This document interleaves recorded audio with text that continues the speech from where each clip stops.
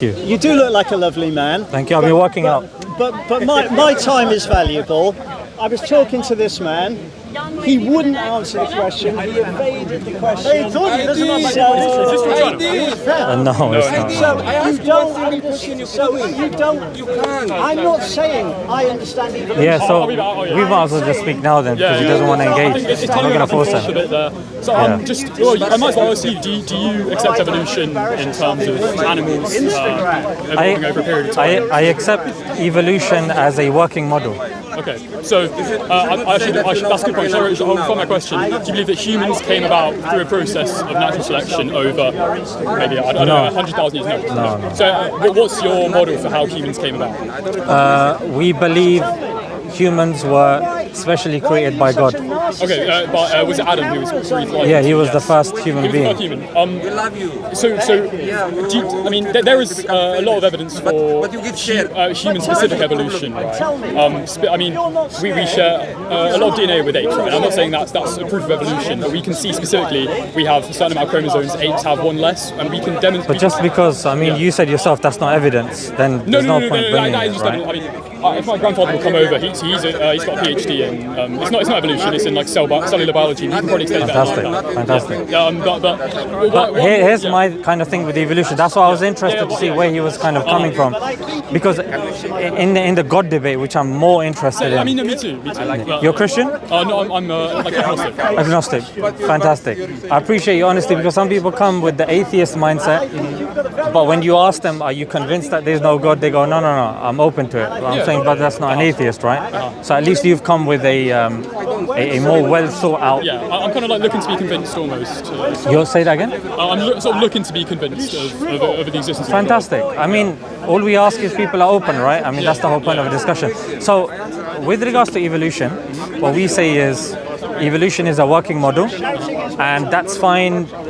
You've got the third way evolution, you've got Lamarckian evolution, you've got neo-Darwinian evolution. So there's all sorts of evolution. Different models have different evidences and scopes. But generally speaking, what we say is, regardless, evolution is a mechanism. God is a creator of mechanisms. Okay. Oh, so you're almost like an intelligent design proponent, like God-guided evolution, maybe? No. So what we're saying is that these things, regardless, are mechanisms. So they don't refute the notion of a God. No, I'm not claiming they do. Yeah. So that's why I wanted to know. I would have asked him, like, where are you going with this? Like, why are you so passionate with evolution? Do you see? I don't know what's going on. That's why first I was silent, Yeah. and then I just wanted to engage with him. Like, why did he jump to evolution straight away? Yeah. Because, like, what is that going to prove? Yeah. But it's good to know that you're not going there. But then we can go more foundational and fundamental. If you wish. Yeah. So, do you believe, or when you observe what's around you, do you believe that there are things that rely upon other things?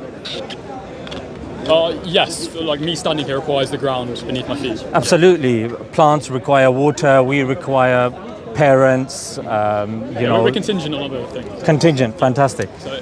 So do you... I see where you're going, yeah. Yeah, exactly. So do you believe that these reliances continue ad infinitum, or do you believe that they have an ending or a start point? Hello there, sir. My grandfather. Nice to meet you. We're off evolution now, but anyway. Yeah. I don't believe in like an infinite. He introduced me to yourself. You got PhD in cell division, or? No.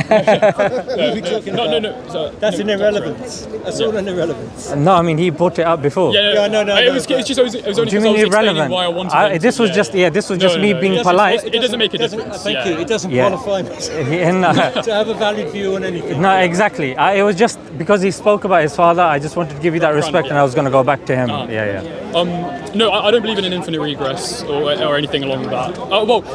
Not in the sense of. Well, I assume I'm making the... So I gave the... So I'm saying, out of the two options, do you believe that the reliances go on ad infinitum, or do you believe that there is an end to that chain, which is a unpowered power source? So the uncreated creator. I'm almost agnostic on that, because I don't claim to say that the universe had a finite starting point, or it actually was perhaps continuing for infinity. So I'm not going to commit to any of those things because I don't know myself. Do you think that's a valid position? I mean, you can say you don't know, and then we can explore both options, and you can do the inference to the best explanation. I'm not asking you, you have to come up with this. I just want to give you some more food for thought. Maybe you can go back, research it, and then come back again. So out of those two positions, when you see a chain of reliances, yeah. So these are things that rely on something else for their existence, yeah. In other words, they receive. So when you have an infinite chain of receivers, surely there has to be a giver. Yeah, there has to be a giver through which they're receiving from. Otherwise, you've just got a net lacking, right? A lack followed by a lack, followed by a lack, followed by a lack. There has to be a giver at the end of that. Uncaused cause. Absolutely. Yeah, I mean, I think it fundamentally makes sense. How would you go about demonstrating that this uncaused cause is anything like the God of the Quran? So then, I'm wondering. So when we've established that the person that we're speaking to is open to the fact that there could be an independent existence, which, am I correct to assume you are? I mean, sorry, an independent existence. Yeah, so at the end of that chain, the unpowered power source, the uncreated creator. Yes. So, like we call it according to the contingency argument, we'd say a necessary existence. Necessary being, yes. Yeah, necessary being, necessary existence. You're open to that, right? Yes, so I'm not committed to it, but I think it could be a potential explanation for our existence, Do you think we should stay on that before we move on? Or, I want to know how committed you are to this.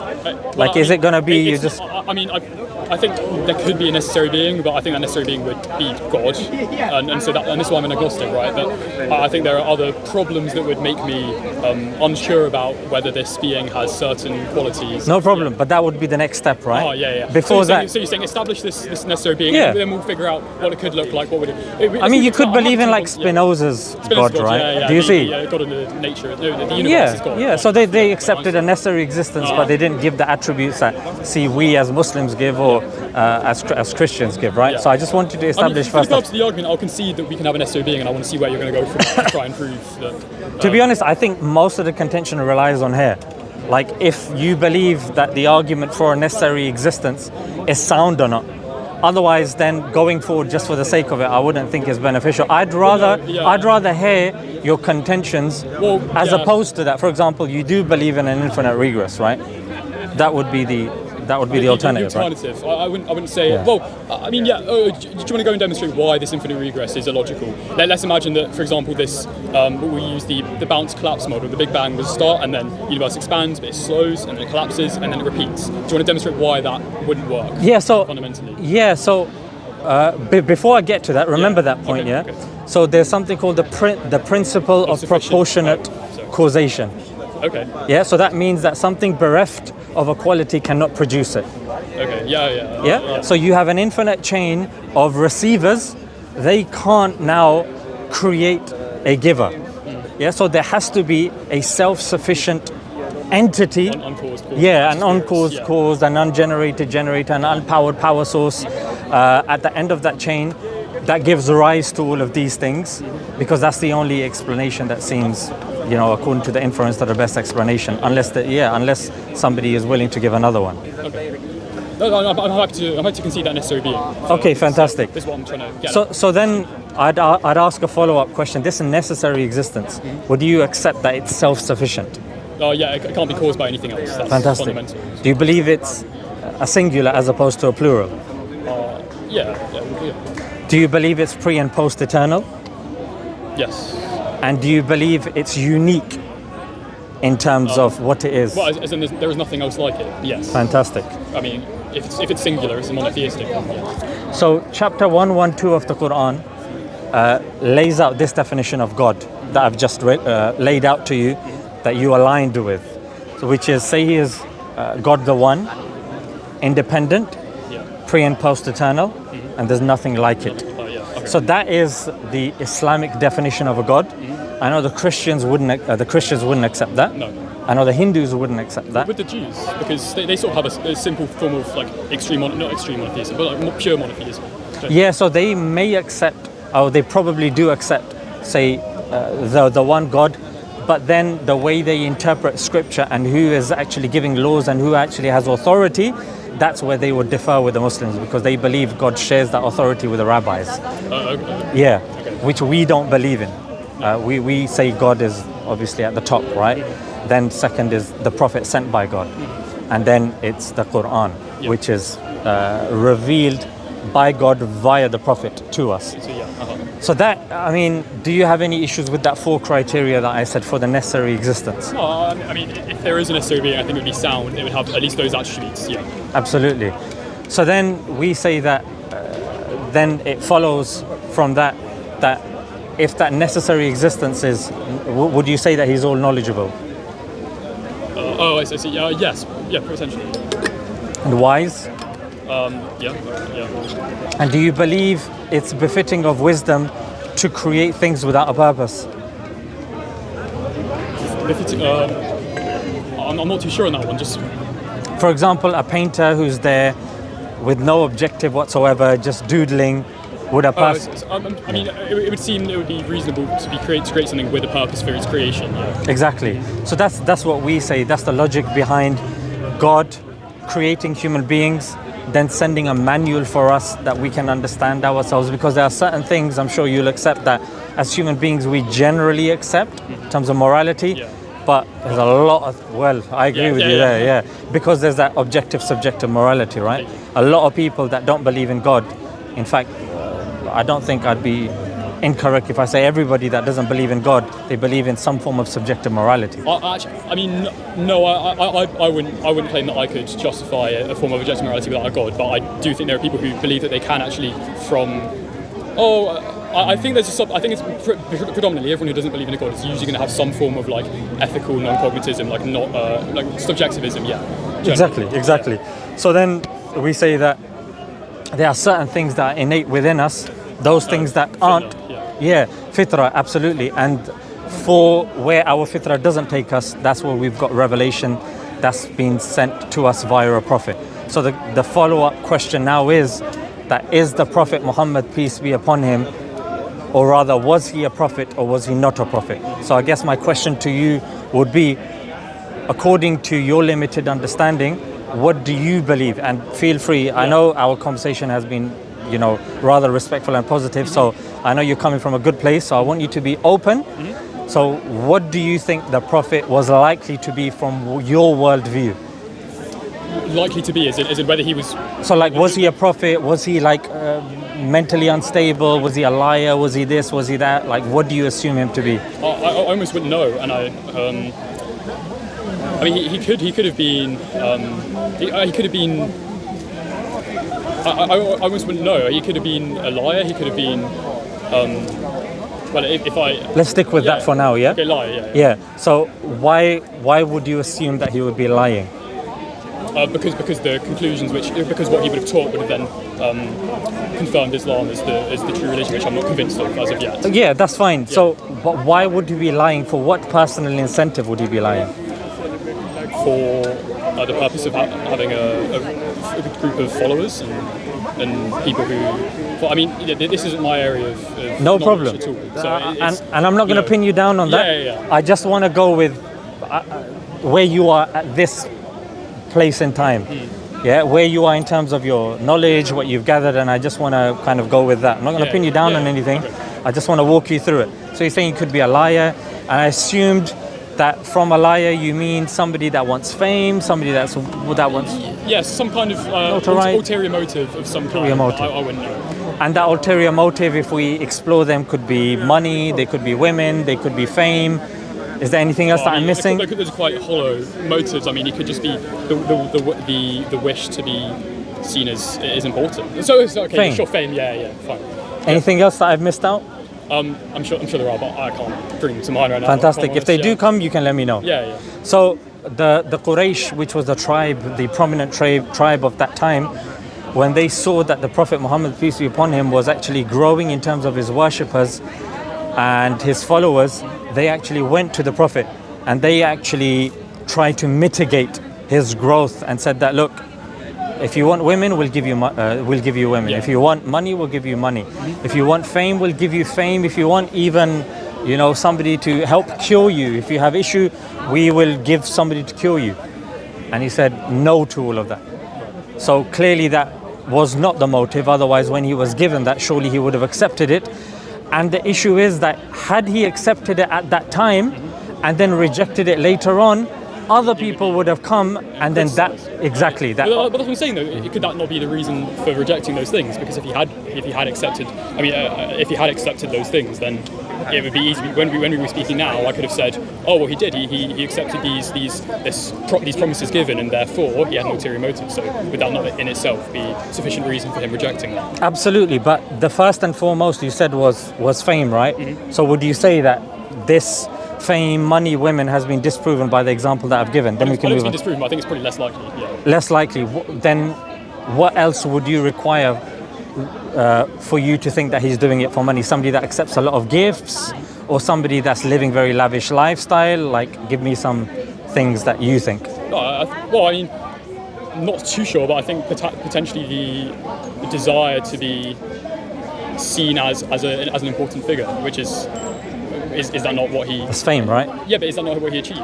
Like, he's still, I mean, one of the most famous people in the world, bar, you know... Absolutely. Yeah. But the thing is that a lot of that fame came after he passed away.